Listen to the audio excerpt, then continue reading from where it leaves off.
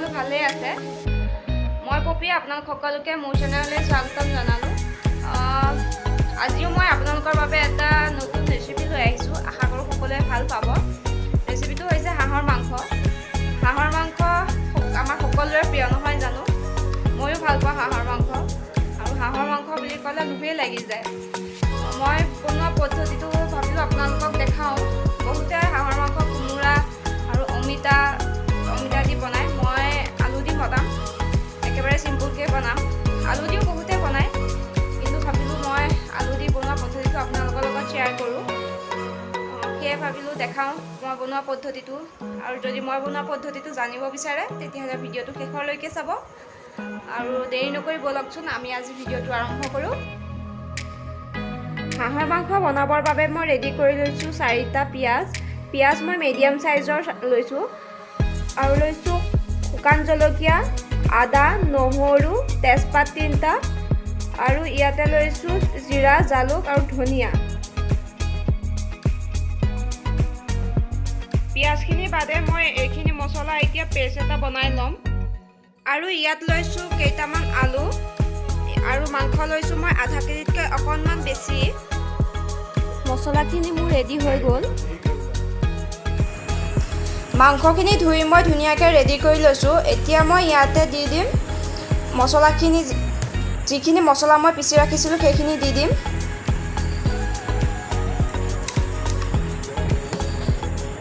আৰু দি দিম অলপমান সৰিয়হৰ তেল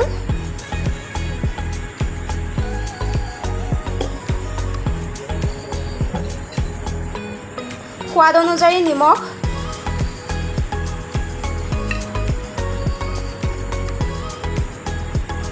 এক চামুচ হালধি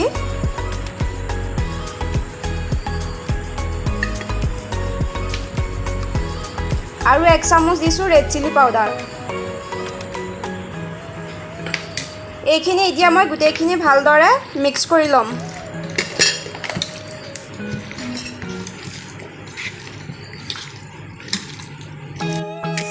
এইখিনি মিক্স কৰা হৈ গ'ল এতিয়া মই 15 মিনিটমানৰ কাৰণে ঢাকি ৰাখি থৈ দিম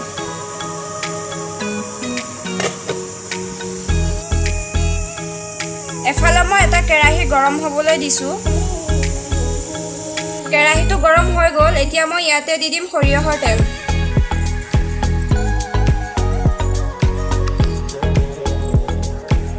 এতিয়া মই তেলখিনি গৰম হ'বলৈ দিম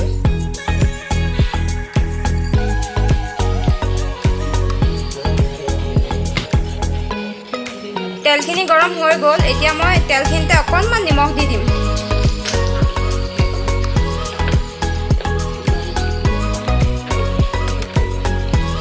আৰু দিছোঁ অকণমান হালধি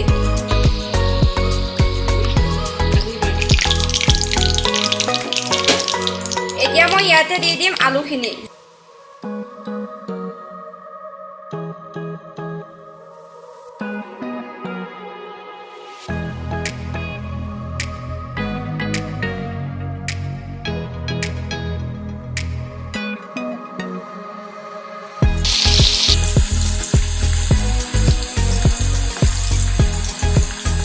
আলুখিনি অকণমান ৰঙা হ'বলৈ দিম আলুখিনি ফ্ৰাই কৰা হৈ গ'ল এতিয়া মই এইখিনি কাঢ়ি ৰাখিম এতিয়া মই আলু ভজা তেলখিনি আছিলে তাতে মই এতিয়া দি দিম 2টা শুকান জলকীয়া আৰু তেজপাত ইয়াত আৰু মই বেছি তেল দিয়া নাই কিয়নো মই মাংসখিনি মিক্স কৰোঁতে তাত তেল দিছোঁ আৰু হাঁহৰ মাংসত তেল ওলাই যিহেতু সেইবাবে মই তেল কমাই দিছোঁ এইখিনি ভাজা হৈ গ'ল এতিয়া মই ইয়াতে দি দিম পিঁয়াজখিনি দিয়াৰ বাবে মই ভালদৰে লৰাই দিছোঁ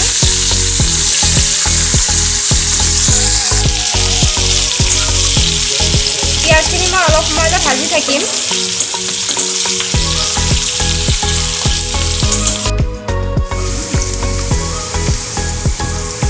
পিঁয়াজখিনি ভাজা হৈ গ'ল এতিয়া মই যিখিনি মাংস মিক্স কৰি ৰাখিছিলোঁ সেই মাংসখিনি দি দিম ইয়াতে মই মাংসখিনি দি দিছোঁ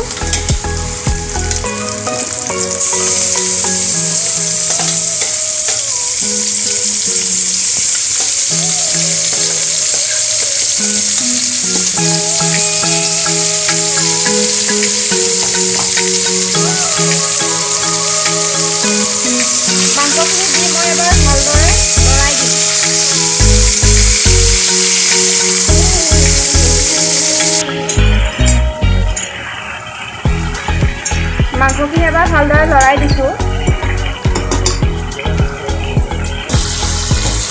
মাংসখিনি মই এতিয়া অলপ সময়ৰ কাৰণে ঢাকন মাৰি সিজিবলৈ দিম। এতিয়া মই ঢাকনখন দাঙি অলপ লৰাই দিম।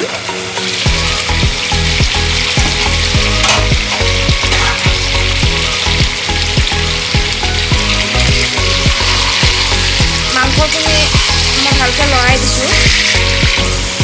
মাংসখিনি তেল ওলাবলৈ আৰম্ভ কৰিছে।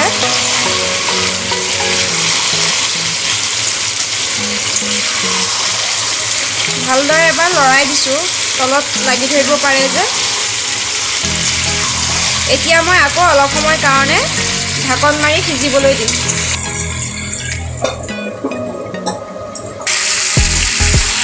ঢাকনখন দাঙি মই আকৌ এবাৰ লৰাই দিছোঁ। অলপ সোনকালে লৰাই দিছোঁ, কিয়নো নহ'লে তলত লাগি ধৰিব যে।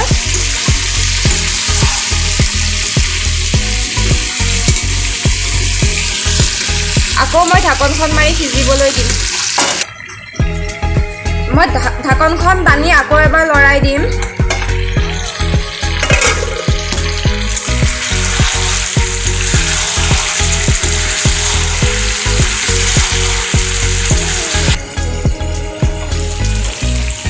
ঢাকনখন দাঙি মই এতিয়া এবাৰ লৰাই দিম। লৰাই পেলাই ইয়াতে মই যিখিনি আলু ফ্ৰাই কৰি ৰাখিছিলোঁ, সেই আলুখিনি মই এতিয়া দি দিম।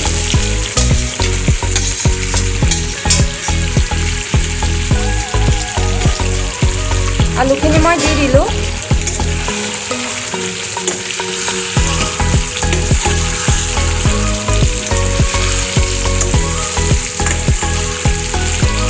আলুখিনি দি মই এবাৰ ভালকৈ লৰাই দিছোঁ।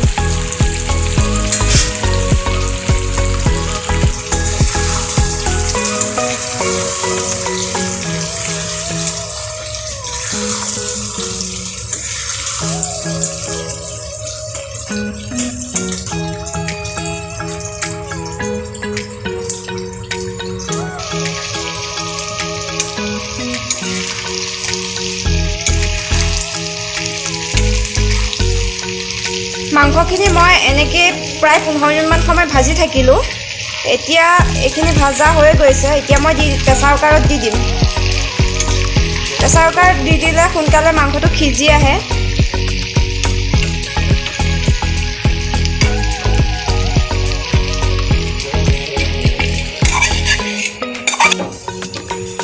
মাংসখিনি মই প্ৰেছাৰ কুকাৰত দি দিলোঁ। এতিয়া মই প্ৰয়োজন অনুসাৰে পানী দি দিম। মাংসখিনি মই পানী দি দিছোঁ। পানী আপোনালোকৰ যিমানখিনি দৰকাৰ সিমানখিনি দিব। মই আমাৰ প্ৰয়োজন অনুসাৰে দি দিছোঁ। এতিয়া মই ঢাকন মাৰি 4-5টামান হুইচেল আহিবলৈ দিম।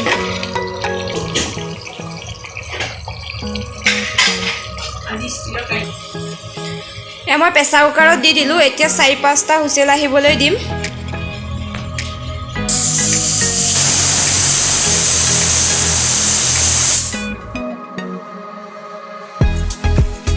মাংসখিনি আমাৰ হৈ গ'ল। এটলি দিছোঁ। এইয়া আমাৰ মাংস আজি হৈ গ'ল। এইয়া চাওক, বৰ ধুনীয়াকৈ হৈ গৈছে।